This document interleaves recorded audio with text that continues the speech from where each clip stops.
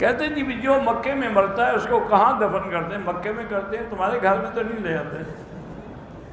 یہاں قبرستان ہے، ایک نہیں ہے، سینکڑوں قبرستان ہے، جس کا جہاں نصیب ہوتا ہے اس کو دفن کرتے ہیں۔ اگر ہم 4 فرض والی نماز میں امام کے ساتھ آخری رکعت میں ملیں تو امام کے سلام کے بعد جب آدمی پورا کرے گا کھڑا ہوگا، اس کے بعد فاتحہ پڑھے گا، سورت پڑھے گا، پھر بیٹھ جائے گا، آخری 2 رکعتوں میں فاتحہ پڑھے گا۔ ہم اپنے پیارے نبی علیہ السلام کو کہہ سکتے ہیں کہ آپ میری جان ہے، یہ اردو کا لفظ ہے اور نہ کوئی حرج نہیں، ماننا ہے کہ محبت کا اظہار ہے۔ اسلامی طریقے سے جادو کا توڑ سورت بقرہ میں ہے، اجوا میں نہیں۔ اجوا کے بارے میں جو حکم ہے وہ الگ آپ نے سمجھا نہیں، کہ جو آدمی 7 دانے اجوا کے نہال منہ کھائے گا اس دن اس پہ زہر اثر نہیں کرے گا۔ آنکھ کا آنسو منہ میں آ جائے وضو نہیں ٹوٹتا۔ جو زندہ لوگ ہیں آپ اپنے لیے عمرہ کر کے ان کے لیے دعا کریں۔ بہرحال داڑھی منڈانا جو کہ گناہ ہے، آدمی فاسق و فاجر ہو جاتا ہے۔ باقی اللہ عالم، حدیث میں ہے کہ حضور کی زندگی میں ایک آدمی آیا تھا جس کی داڑھی منڈی ہوئی تھی اور مونچھیں تھی، تو آپ نے منہ پھیر دیا۔ اسی کو سامنے رکھ کے علماء کہتے ہیں کہ شاید جب کوئی سلام پڑھنے جائے گا تو شاید حضور بھی منہ پھیر دیں۔ کہتے ہیں جی کہ کالا رنگ لگانا داڑھی کو کیوں نہ جائے؟ اس لیے کہ یہ دھوکہ دینے والی بات ہے کہ 80 سال کا بندہ اپنے آپ کو جوان ثابت کرے تو دھوکہ نہیں، تو گویا کہ فراڈ کر رہا ہے۔ اور دوسرا یہ کلر جو ہے فرعون نے لگایا تھا، اس لیے بھی منع ہے۔ والدین نے جو زیورات تیار کر کے رکھے ہوئے ہیں کہ جب بچیوں کی شادی ہوں گی تو دیں گے، ابھی تو تمہارے پاس ہے نا، ابھی تم زکوٰۃ دو، جب ان کو دو گے پھر وہ سوچیں گی۔ ہماری سگی بڑی بہن ہے، اس کو حسد ہے، اس کے حسد کی وجہ سے ہمارے بڑے نقصان ہوئے ہیں، تو کیسے بچا جائے؟ بس لا حول پڑھ کے اس کی طرف دم کرتے رہو کہ اللہ اس کے شر سے بچا۔ ویڈیو سے تصویر بنانا موبائل سے ناجائز ہے۔ عورتیں جو ہیں وہ سرخی اور میک اپ لگا کے طواف کرتی ہیں تو ان کو کوئی اس کے بغیر دیکھتا نہیں نا، وہ میک اپ سنگار کریں گی تو کوئی دیکھے گا نا۔ بہرحال یہ ناجائز ہے۔ حضور کی حدیث ہے کہ جو عورت میک اپ سنگار کر کے خوشبو لگا کے اپنے گھر سے باہر آئے اس پہ اللہ کے فرشتے لعنت بھیجتے ہیں۔ آپ نے میک اپ کرنا ہے گھر میں کرو، اپنے خاوند کے لیے، لوگوں کے لیے کیوں کرتی ہیں؟ پتہ نہیں آدمی اپنی بیوی کا پستان چوس سکتا ہے؟ بالکل جی، جو مرضی ہے کرو۔ ٹیسٹ ٹیوب بیوی جو ہے، بہرحال گزارش یہ ہے کہ اگر اس میں اس کے خاوند کا مادہ استعمال ہو تو جائز ہے، اگر کسی اور سے لے کے ڈالا جائے تو پھر تو بچہ حرام کا ہے، وہ زنا ہے۔ مسلمان مرد جو ہے وہ کرسچین عورت سے اگر واقعتاً وہ صحیح عقیدہ نصرانی پہ ہے تو پھر شادی کر سکتا ہے۔ کہتے ہیں جی کہ نماز جنازہ میں سورۃ فاتحہ کیوں نہیں پڑھتے؟ اس لیے نہیں پڑھتے کہ جنازہ نماز ہے ہی نہیں، وہ تو دعا ہے، ورنہ کوئی نماز ایسی ہے جس میں رکوع بھی نہ ہو، سجدہ بھی نہ ہو۔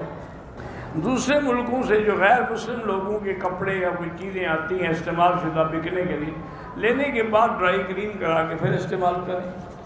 میرا جوان بیٹا فوت ہو گیا، اس کا عمرہ کرنے میں اور میری بیوی نے پاکستان میں، ٹھیک ہو گیا، اچھا کیا آپ نے۔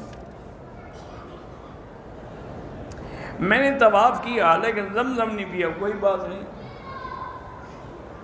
صفا کے چوتھے چکر میں مغرب سے پہلے 2 رکعت واجب الطواف مروہ پہ پڑھی، وہ بھی ٹھیک ہے۔ میں بیوی کو لے کے عمرے پہ آیا ہوں، اللہ سے دعا کی ہے کہ اللہ مجھے بیٹا دے، میرا 1 بیٹا اور 2 بیٹی ہیں، تو الحمدللہ اللہ کا شکر کرو۔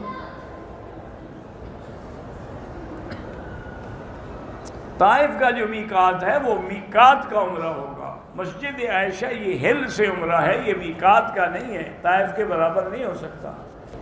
1972 کے سال میں جو خطاب کرتے تھے وہ آپ تھے یا آپ کے والد تھے؟ میرے والد تھے۔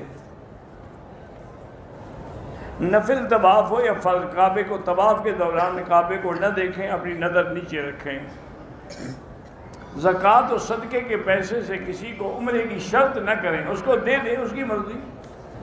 میری بیوی مجھ سے شکایت تو نہیں کرتی لیکن میری بہنوں اور پتہ نہیں کرتی، دعا کرو اللہ ہدایت دے، اور کیا ہے۔ اللہ پاک جن کی اولاد نہیں ہے ان کو بھی اولاد دے، اور جن کی اولاد ہے ان کو صالح بنائے۔ ایک عورت نے اگر حیض کی حالت میں عمرہ کیا ہے وہ توبہ بھی کرے اور عمرہ بھی دوبارہ کرے اور دم بھی دے۔ میں جانور پالتا رہتا ہوں، علاج بھی کرتا ہوں، پھر مر جاتے، اللہ کی مرضی، بندے نہیں مر جاتے۔ میں تجارت کی وجہ سے مدینہ منورہ گیا ہوں، پھر مکہ آیا، پھر عمرہ ضروری نہیں ہے۔ داڑھی رکھنا واجب ہے اور کٹانے والا فاسق و فاجر ہے۔ میری والدہ بیمار ہے، اللہ شفا دے۔ حاملہ لڑکی سے نکاح ہو سکتا ہے؟ نہیں ہو سکتا ہے، پہلے حمل سے تو فارغ ہو۔ جب تک وہ حمل سے فارغ نہیں ہوگی اس کی عدت ہی نہیں گزرے گی۔ عدت ہی اس کی یہی ہے کہ یضعن حملہن، کے حمل سے وہ فارغ ہو۔ صبح کی نماز قضا ہو جائے تو جب بھی نیند کھلے فوراً ادا کرو۔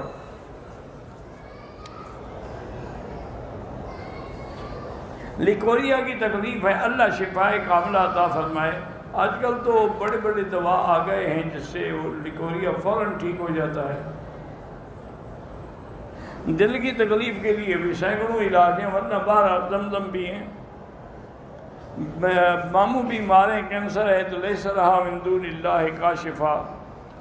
سنت مؤکدہ غیر مؤکدہ پڑھنے میں کوئی فرق نہیں ہوتا۔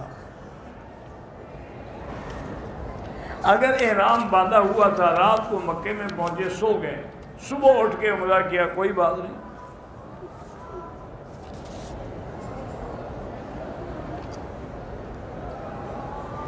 یہ نہیں ہے کہ چوٹی بنا کے کاٹے، بالوں کو پیچھے لے جائے اور پھر وہاں ایک پور کے برابر کاٹے۔